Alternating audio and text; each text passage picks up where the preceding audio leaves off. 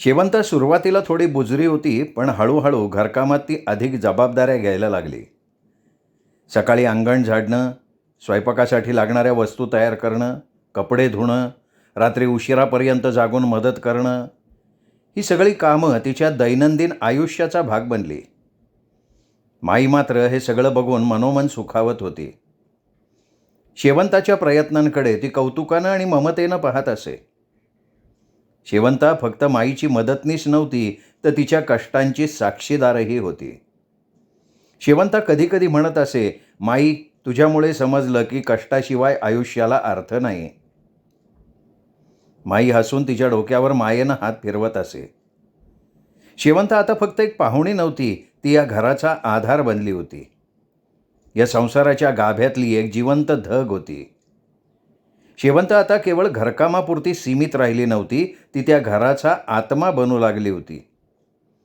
जिथे तिचं लक्ष जात होतं तिथे आनंद पसरत होता, नीटनेटकेपणा येत होता. भाताच्या आईच्या सवयींमधनं ती बरंच काही शिकत होती. खर्चात काटकसर करणं, अन्नाचा अपव्यय टाळणं, प्रत्येक गोष्टीचं योग्य नियोजन करणं.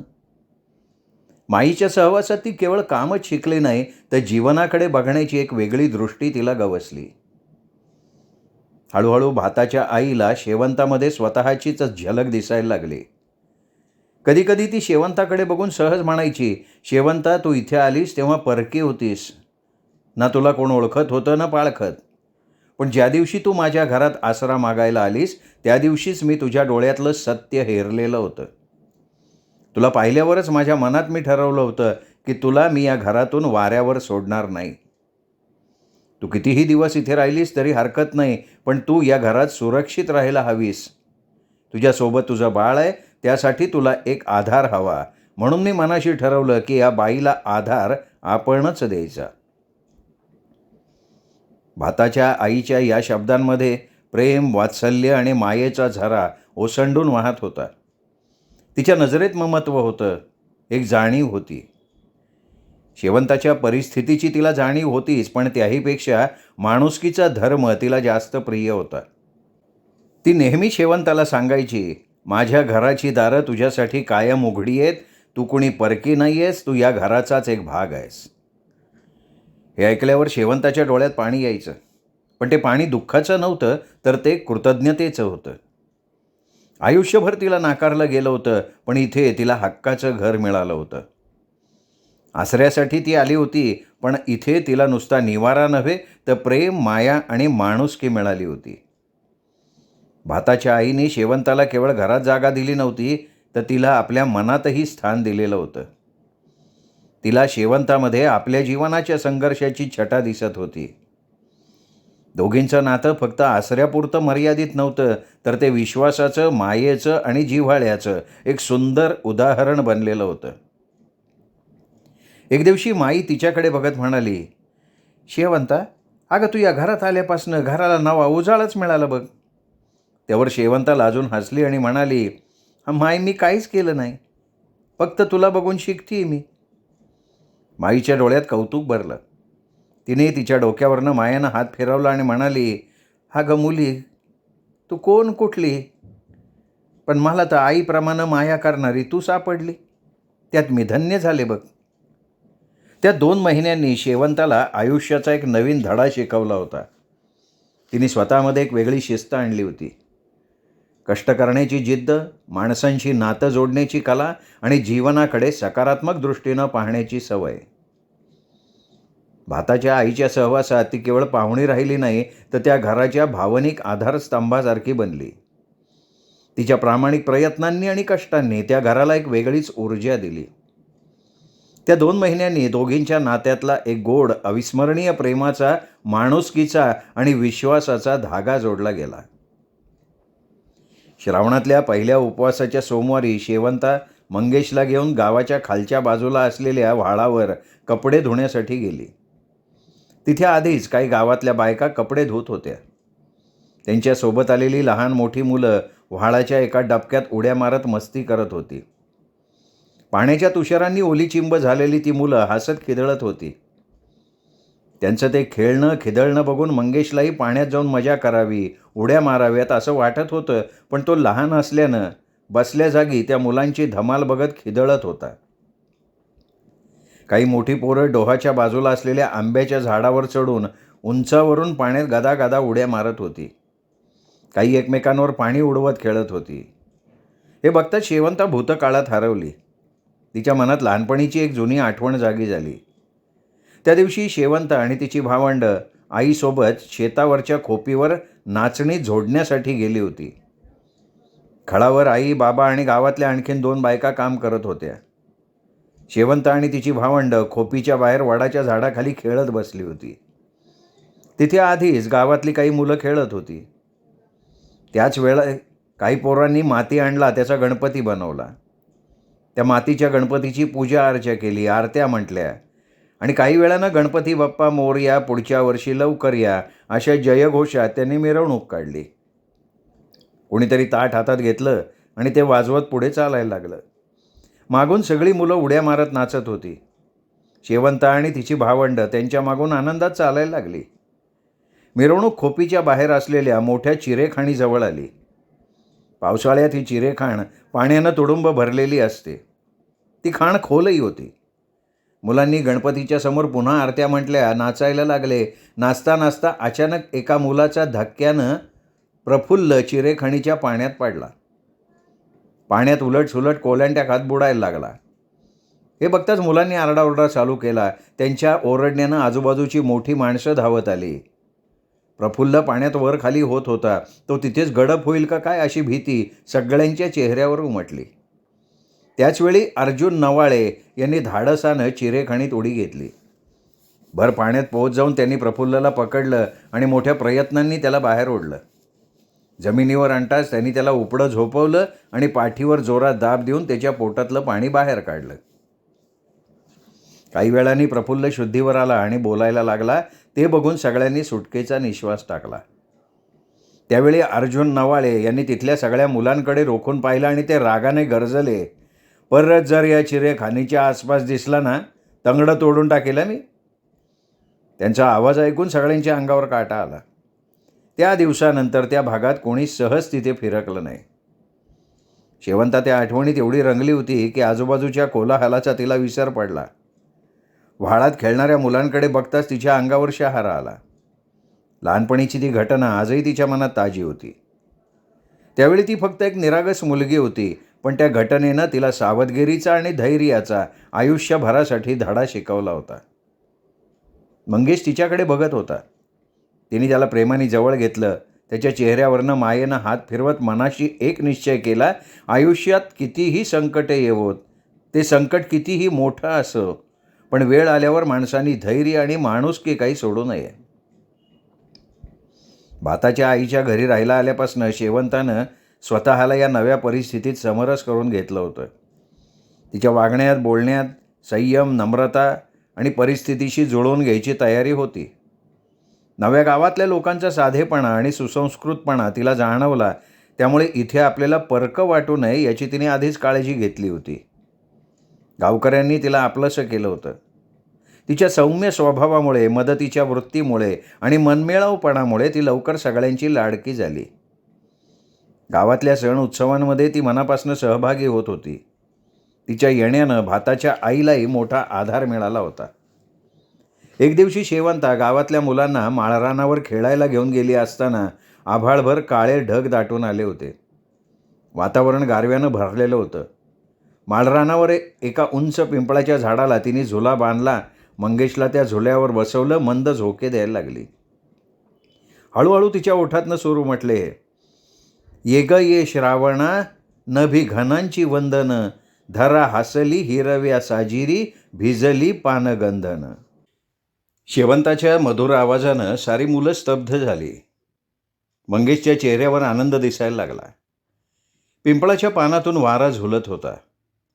त्या निसर्गाच्या सोबतीनं तिच्या गाण्याची झंकार आसमंतात दरवळत होती. त्या श्रावणसरींसारखं तिचं नव्यानं फुलत असलेलं जीवनही मनभर सुकून देणारं होतं. श्रावणातल्या सरीमध्ये पिंपळाला बांधलेल्या झुल्यावर शेवंता मंगेशाला झोका द्यायला लागली. छोट्या मंगेशनं टाळ्या वाजवायला सुरुवात केली. त्याच्या खळखळून हसण्यानं सारं माळरान गजबजून गेलं.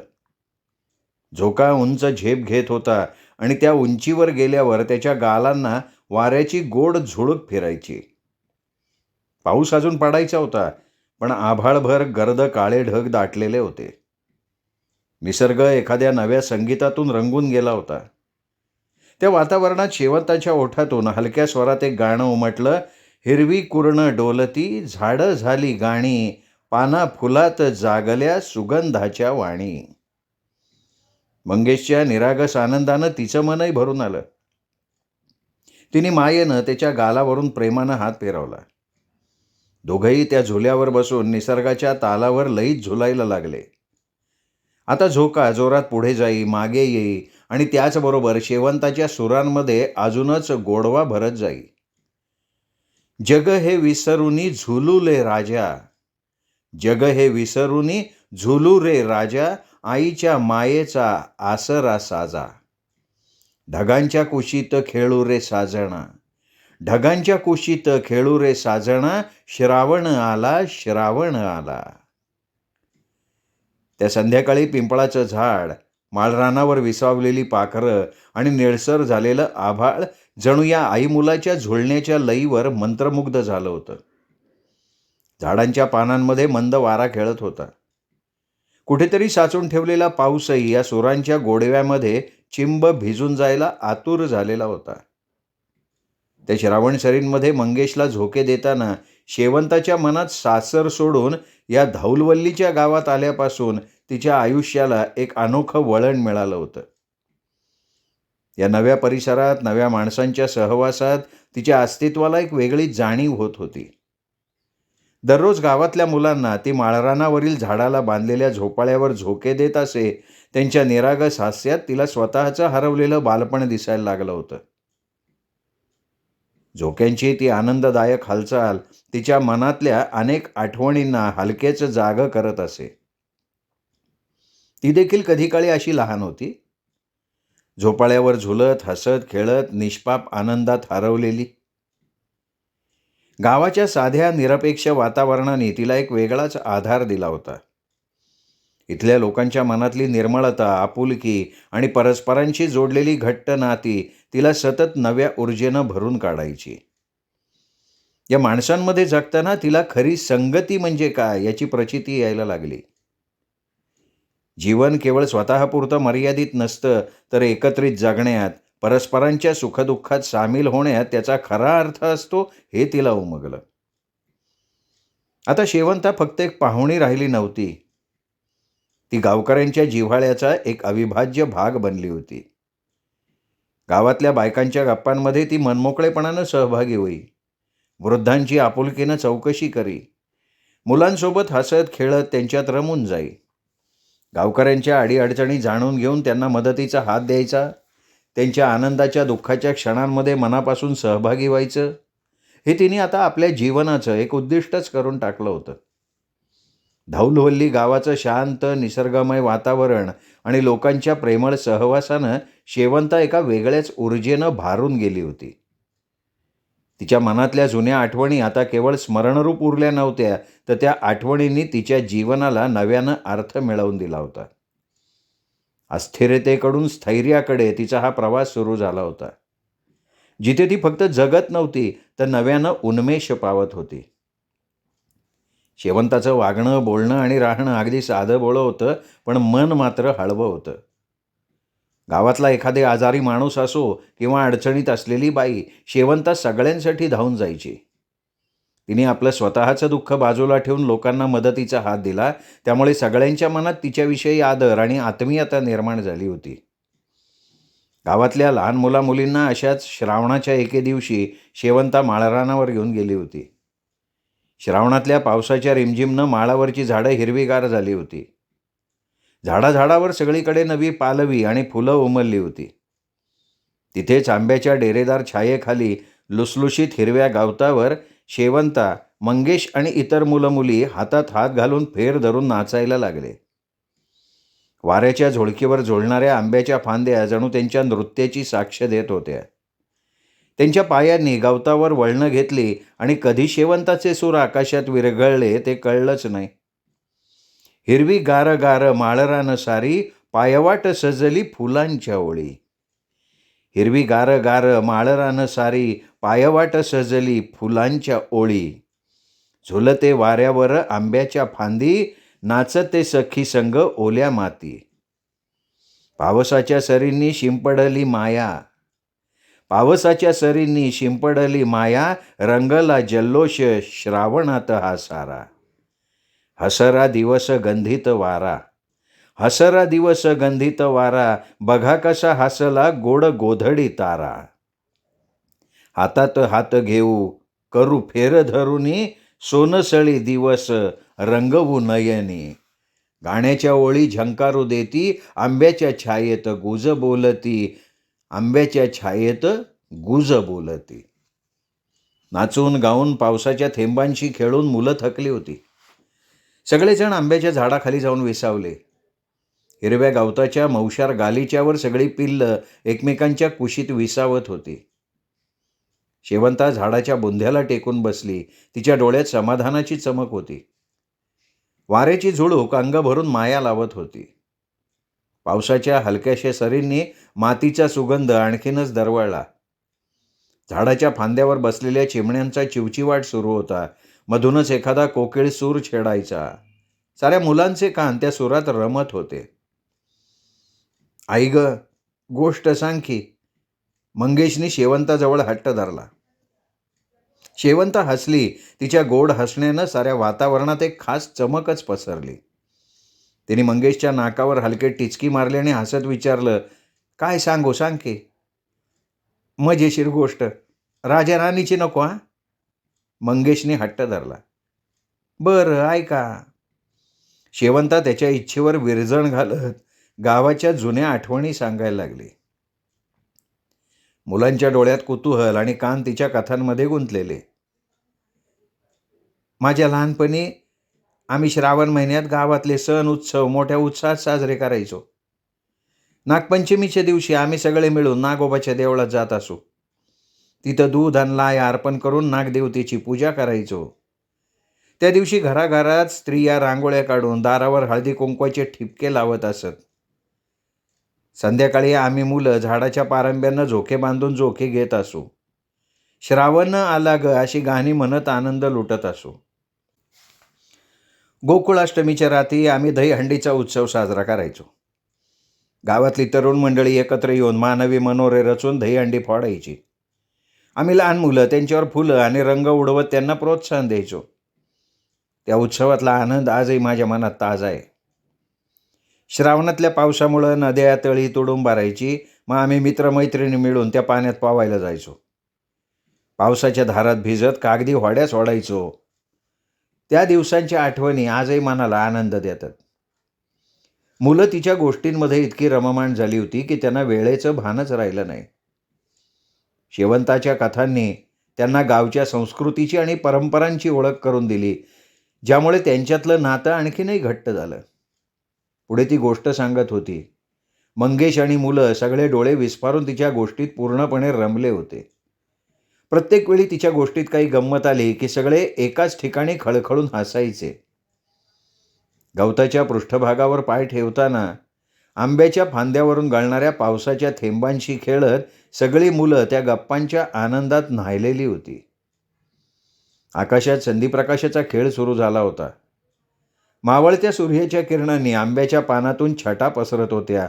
पाखरं घरट्याकडे परतायला लागली होती. चला र, आता घरी जाऊ. घरच्यांना वाट बघायला लावायची का?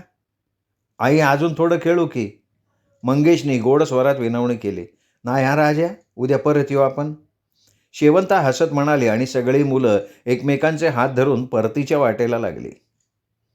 गवतावरून चालताना त्यांच्या पावलांचे हलकेसे आवाज श्रावणाच्या गूढ संध्याकाळी मिसळत होते. पाऊस थांबला होता, पण त्याच्या अस्तित्वाचा ओलसर गंध अजूनही हवेत दरवळत होता. आंब्याच्या झाडाखाली घालवलेले ते क्षण मुलांच्या हृदयात कायमचे कोरले गेले होते. त्या मावळत्या सूर्याच्या साक्षीनं खेळाचा आणि गाण्यांचा तो दिवस मनात गोड आठवण ठेवून संपला. घरी आल्यावर शेवंता स्वयंपाकघरात माईला नवीन पदार्थ बनवायला शिकवायची. कधी दिवसभराच्या कामात सोप्या पद्धती सुचवायची. मंगेश मुलांच्या बरोबर खेळताना बघून तिच्या चेहऱ्यावरनं एक वेगळाच आनंद झळकत होता. तिच्या प्रत्येक कृतीत, साधेपणात एक प्रकारचा सन्मान होता. तो लोकांच्या मनात आदर जागवायचा. शेवंता भाताच्या आईच्या घरी राहू लागली. ते घर फक्त निवाऱ्याचं ठिकाण नव्हतं. त्या घराने तिला फक्त छप्परच दिलं नाही, तर प्रेम, आपलेपणाची ऊब आणि नव्या आशेची सोबतही दिली. सुरुवातीला परके वाटणारे कोपरे हळूहळू आपलेसे होत गेले. रोजच्या जीवनातल्या साध्या संवादांमध्ये तिच्यासाठी नवीन अर्थ तयार व्हायला लागले. भाताच्या आईच्या प्रेमळ बोलण्यात तिला आईची माया मिळायला लागली. तिच्या सवयी, तिचं सुखदुःख सगळं तिला स्वतःच्या आयुष्याचा एक भाग वाटायला लागलं. चुलीतल्या निखाऱ्यांसारखं घराचं उबदार वातावरण तिच्या जखमी मनावर फुंकर घालत होतं. आता हे घर फक्त निवाऱ्याचं ठिकाण नाही, तर नव्यानं उभं राहण्याची ताकद देणारं, स्वतःचं अस्तित्व शोधायला मदत करणारं ठिकाण बनलं. तिच्या स्वभावाने आणि समजूतदार वागणुकीनं ती त्या घरासहित संपूर्ण गावाची लाडकी झाली. तिच्या व्यक्तिमत्वात एक प्रकारचा ओलावा होता, जो गावकऱ्यांना नेहमी हसतमुख ठेवायचा. ती प्रत्येकाच्या सुखदुःखात सामील व्हायची. एखाद्याला मदतीची गरज असो किंवा फक्त मोकळ्या संवादाची, शेवंता नेहमी हजर असायची. तिच्या सहानुभूतीनं, तिच्या प्रेमळ वागणुकीनं गावकऱ्यांना मानसिक दिलासा मिळायचा. जेव्हा कोणी निराश व्हायचं, तेव्हा शेवंता त्यांच्या आयुष्यात एक नवीन आशेचा किरण घेऊन येत असे. तिच्या उपस्थितीने त्या घरात आणि गावात एक वेगळी ऊर्जा निर्माण झाली होती. शेवंता गावातल्या स्त्रियांशी बोलताना त्यांच्या रोजच्या समस्यांवर सल्ला द्यायची, लहान मुलांबरोबर खेळायची आणि वृद्धांसाठी आधार व्हायची. गावकऱ्यांनी तिच्या या माणुसकीच्या वागणुकीला ओळखून तिला आपलं मानलं. शेवंता आता त्या घराच्या, त्या गावाच्या हृदयात रुंजी घालत होती. तिच्या उपस्थितीनं सगळ्यांच्या आयुष्यात सुखाचा वारा आणला होता. एक दिवशी मंगेशच्या अंगात अचानक ताप भरला. त्या रात्री आभाळ दाटून आलं होतं. रात्रीच्या काळोखात गडगडाटात विजा चमकायला लागल्या होत्या. मुसळधार पावसानं धरणी गच्च भिजली होती. गावातलं प्रत्येक झाड, प्रत्येक घर, प्रत्येक गल्ली पावसाच्या तडाख्यानं थरथरत होती. अशाच या भयाण रात्री शेवंता भाताच्या आईच्या घरात मंगेशच्या तापलेल्या कपाळावर हात ठेवून बसली होती. त्याचं अंग तापानं होरपळत होतं. चेहरा लाल भडक झाला होता. त्याच्या ओठांवर सतत पाणी लावूनही तो सुन्न पडला होता. घरात औषध नव्हतं. अशा वेळी डॉक्टरही गावापासून 4 मैलांवर होते. शेवंता अस्वस्थ झाली. भाताची आईसुद्धा घाबरली. परिस्थिती हाताळण्यासाठी तिने धीर एकवटला. ती म्हणाली, शेवंते, मंगेशाच्या डोक्यावर मिठाच्या पाण्याच्या घड्या ठेवू, त्याचं अंग पाण्यानं टिपून काढू. ताप उतरला का पहाटे डॉक्टरकडे जाऊ. शेवंतानं तात्काळ मिठाच्या पाण्याच्या पट्ट्या केल्या, मंगेशच्या डोक्यावर ठेवल्या. मन अस्वस्थ होतं, पण ती जागी राहून त्याच्या अंगावरनं हात फिरवत होती. पावसाचा आवाज वाढत होता. गार वाऱ्यानं जणू घर हादरत होतं. काळोखात न दिसणारी रात्र अजूनच भयाण वाटत होती. सकाळ झाली तरी पाऊस थांबायचं नाव घेत नव्हता. आभाळ फाटून आलं होतं का काय असं वाटत होतं. रस्ते चिखलानी भरले होते. नद्या नाले दुथडी भरून वाहत होते. मंगेशचा ताप काही उतरत नव्हता. आता थांबणं शक्य नव्हतं. शेवंतानं त्याला उचलून डॉक्टरकडे न्यायचं ठरवलं. तिने डोक्यावर पदर बांधला. मंगेशला चादरीत गुंडाळलं. छत्री घेऊन ती घरातनं निघाली. मुसळधार पावसाने अंग झोडपून काढलं. चिखलात पाय रुतत होता. प्रत्येक पाऊल टाकताना मनात भीती दाटून येत होती. वाटेत ओढे रोरावत होते. झाडं वेड्यासारखी हालत होती. वारं तिच्या अंगावर धारदार चाकूसारखं आपटत होतं. एक छोटा ओढा पार करताना पाणी कमरेपर्यंत आलं.